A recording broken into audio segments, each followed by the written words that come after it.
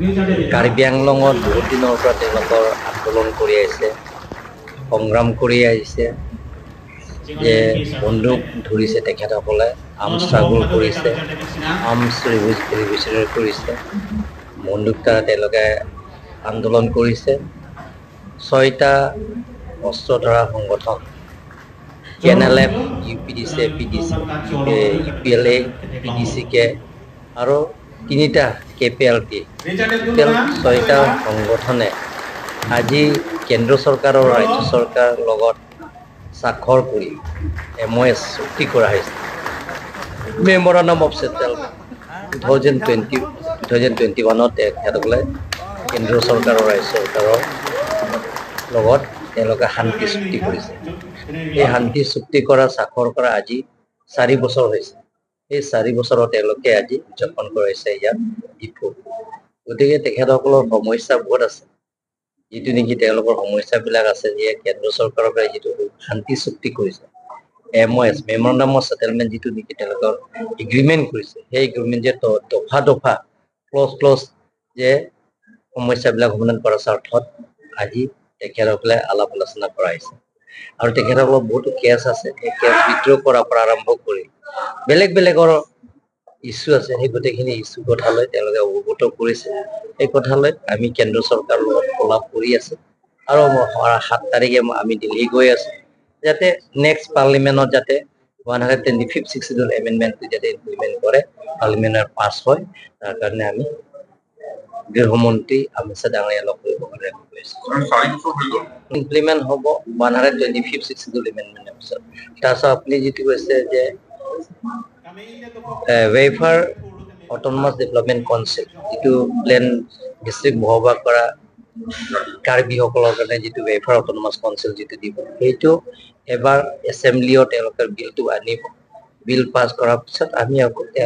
সেই autonomous wafer কাউন্সিলটো আমি next ছেছনৰ এইটো 100% ওলাই আহিব। এইটো তেখেতে মই নাজানো, মানে বহুত বছৰৰ পৰা তেওঁলোকে ঘৰতে থাকে, দলৰ কাম কৰা নাই, তেখেতে এনে ঘৰতে বহি আছে। তেখেতৰ ব্যক্তিগত কথা মই একো ক'ব নাজানো, আৰু মানুহৰ সকলোৰে এটা অধিকাৰ আছে, কোন দলৰ যাব কোন দলৰ নাযাব, এইটো সকলোৰে অধিকাৰ আছে। গতিকে তেওঁ বহুত বছৰৰ পৰা হৈছে, তেওঁ প্ৰায় 5টা বছৰৰ ওপৰত হৈছে তেওঁ মানে দলৰ কাৰ্যসূচী কামবিলাকৰ কৰা নাই, ঘৰতে বহি আছে। গতিকে আজি ওলাই আছে তেওঁ কি দলৰ যোগদান কৰিব, তেওঁ সিদ্ধান্ত মানুহকতো একো কৰিব নোৱাৰে। তেওঁ নহয়, মই যদি বিএপি ত্যাগ কৰিলেওতো কোনো গতি কৰিব, কাৰণ কাৰ্বি আংলং ৰাইজে সকলো জাতি জনগোষ্ঠীৰ মানুহে কাৰ্বি আংলঙত এটা স্থায়ী শান্তি বিচাৰিছে। এই স্থায়ী শান্তিৰ এটা আনিছে বিজেপি, আনিছে নৰেন্দ্ৰ মোদী ডাঙৰীয়া নেতৃত্বত, গৃহমন্ত্ৰী অমিত শ্বাহ ডাঙৰীয়া, আৰু লগতে ডক্টৰ হিমন্ত বিশ্ব শৰ্মাৰ চেষ্টা কৰক আজি কাৰ্বি আংলঙত সকলো জাতি জনগোষ্ঠী লৈ একেলগে থাকি এটা স্থায়ী শান্তি আছে। তাৰপিছত কাৰ্বি আংলঙৰ 26টা সমষ্টিত সকলো জাতিতে এটা সমান্তৰাল হিচাপে কামবিলাকৰ লাহে লাহে আগুৱাই লৈ গৈছে, কামবিলাকৰ ডেভেলপমেণ্টৰ কামবিলাক। গতিকে মানুহে ইয়াত জানে, বুজি পায় যে নৰেন্দ্ৰ মোদী ডাঙৰীয়া নেতৃত্ব চৰকাৰে বিজেপি চৰকাৰ, ডক্টৰ হিমন্ত বিশ্ব শৰ্মা ডাঙৰীয়া চৰকাৰ বিজেপি চৰকাৰ, টিম কাৰ্বি আংলঙত কাৰ্বি আংলং অট'নমাছ কাউন্সিলৰ বিজেপি চৰকাৰে ৰাইজক সহায় সুবিধা কৰি আছে, ডেভেলপমেণ্ট কাম কৰি আছে, স্থায়ী শান্তি আনিছে। গতিকে মানুহে নৰেন্দ্ৰ মোদী ডাঙৰীয়া, ডক্টৰ হিমন্ত বিশ্ব শৰ্মা ডাঙৰীয়া, বিজেপি ভাল পায় কাৰণে সকলোৱে আশীৰ্বাদ আৰু মৰম আৰু সহায় থাকে। ভাল প্ৰশ্ন। গতিকে আমি 4 বছৰ সম্পূৰ্ণ হৈ যোৱা 2021 4 ছেপ্টেম্বৰ আমি একত হৈছিলোঁ কেন্দ্ৰীয় চৰকাৰ, ৰাজ্য চৰকাৰ আৰু আমাৰ 6টা সংগঠনৰ মাজত। ঠিক তেনেকুৱা ধৰণে আজি 2025 হ'ল, আজি ছেপ্টেম্বৰ 4 তাৰিখ, তো আজি 4 বছৰ কমপ্লিট হ'ল। তাৰে ভিতৰত আমাৰ MOSত বহুতখিনি ক্লজ আছে।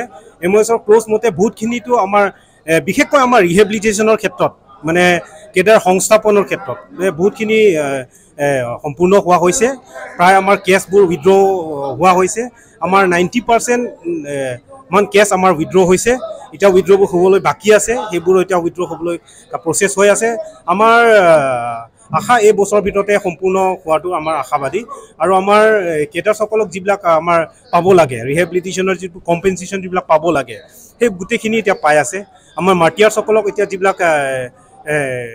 কম্পেনচেশ্যন এইটো বছৰত পাব আমাৰ প্ৰচেছ হৈ আছে আমাৰ যিমানটো আমাৰ এইটো আমাৰ 6টা সংগঠনত যিটো এগ্ৰিমেণ্ট হোৱাৰ যিটো ক্লজৰ ভিতৰত যিটো কাৰ্বি আংলং অট'নমাছ ষ্টেটৰ মুভমেণ্টৰ কাৰণে যি মাৰ্টিয়াৰ্ছ হৈছে মৰিছে এই গোটেইখিনি কিবা পৰিয়ালে আমাৰ 5 লাখে এইটো কম্পেনচেশ্যন পোৱা হ'ব সেইটো প্ৰচেছ হৈ আছে CM ছাৰ আৰু SP ছাৰৰ ইয়াত কি অনুদান ইয়াত ৰূপায়ণ কৰাৰ এতিয়া অনুদানৰ কথা ক'বলৈ হ'লেতো আমাৰ CM ছাৰকতো আমাৰ বহুতখিনি আমাৰ অনুদান আছে আৰু আমাৰ বিশেষকৈ আমাৰ SP ছাৰতো বহুতখিনি তেখেতৰ যি কৰিবলগীয়া কাম আৰু তেখেতৰ সহায় সহযোগিতাৰ পৰা আমাৰ বহুতখিনি কাম সম্পূৰ্ণ হৈছে ঠিক আমাৰ CM ছাৰে আমাক বহুতখিনি প্ৰত্যেকটো দফাত সম্পূৰ্ণভাৱে এইটো ইমপ্লিমেণ্ট হ'বৰ কাৰণে তেখেতে বহুতখিনি আমাক সহায় সহযোগিতা দিছে আৰু তেখেতে মানে জোৰ কৰিছে যে আমাৰ এই গোটেইখিনি ক্লজ যিমান আছে সম্পূৰ্ণ হওক আৰু বিশেষকৈ আমাৰ কেডাৰ্ছবোৰ ৰিহেবিলিটেশ্যনৰ কাৰণেতো প্ৰায় CM ছাৰৰ সহায়তহে আমাৰ সম্পূৰ্ণ হ'ব পৰা হৈছে তৃণমূল পৰ্যায়ত যি কেডাৰ আছে আমাৰ তৃণমূল পৰ্যায়ত কেডাৰ্ছসকলে হয় কিছুমান দুই এজনে আমাৰ পলিটিকেল বেনিফিট বিচৰা কিছুমান নেতাই কিছুমান আমাৰ ল'ৰাবিলাকক বিভিন্ন কথা কৈ পেলাই দুই এজনে মানে মাজে মাজে দুই এটা মানে মানে এনেকুৱা বিতৰ্কৰভাৱে কিবা এটা ওলায় কিন্তু সেনেকুৱা ধৰণৰ নহয় যে আমাৰ তৃণমূল পৰ্যায়ত ল'ৰাসকলো আজি আপোনালোকে দেখিছে আজি হাজাৰৰ ওপৰত মেম্বাৰ্ছ আহিছে গতিকে তেওঁলোকৰ সম্পূৰ্ণ সন্তুষ্ট কেলৈ আমাৰ তেওঁলোকৰ প্ৰাপ্য যি আমাৰ ক্লজৰ মতে যিটো পাবলগীয়া গোটেই ৰিহেবিলিটেশ্যনৰ ক্ষেত্ৰতো 90%টো কমপ্লিট হৈছে আমাৰ চেণ্ট্ৰেলৰ পৰা 4 লাখকৈ দিয়াটো সেইটোও পোৱা হৈ গ'ল আৰু আমাৰ কাৰ্বি আংলং অট'নমাছ কাউন্সিলৰ পৰা আমাক সহায় কৰিছে সেইটোও পাই আছে আৰু প্ৰত্যেক বছৰে আমাৰ কৃষি ক্ষেত্ৰতো আমাৰ বিভিন্ন আমাৰ চৰকাৰৰ সহায়ত আৰু আমাৰ কাৰ্বি আংলং অট'নমাছ কাউন্সিল সহায়ত আৰু আমাৰ কাৰ্বি আংলং SP ছাৰৰ সহায়তহে আমাৰ কিছুমান কাম কৰিব পৰা হৈছে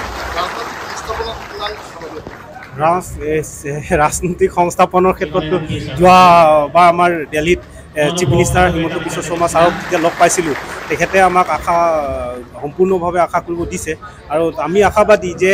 তেখেতৰ যিটো ধৰণৰ আমাক প্ৰতিশ্ৰুতি দিছে এই 125th এমেণ্ডমেণ্ট যেতিয়া হ'ব সঁচাকৈয়ে আমাৰ ৰাজনৈতিক সংস্থাপনৰ দিশত আমাৰ সফল হ'ম বুলি আমি আশাবাদী আৰু CM ছাৰো আজি আপোনালোকৰ সন্মুখতে কৈছে ৰাইজৰ সন্মুখতে কৈছে যে CM ছাৰে যিটো ছিট বাঢ়িব 18টাকৈ ছিট বাঢ়িব সেই ছিট যিমানটো বাঢ়িব সেই গোটেইখিনি আমাক 6টা সংগঠনকে দিয়া হ'ব বুলি তেখেতেও কৈছে গতিকে আমি সম্পূৰ্ণ আশাবাদী ৰাজনৈতিক সংস্থাপনৰ ক্ষেত্ৰতো আমি হ'ব বুলি আমি আশাবাদী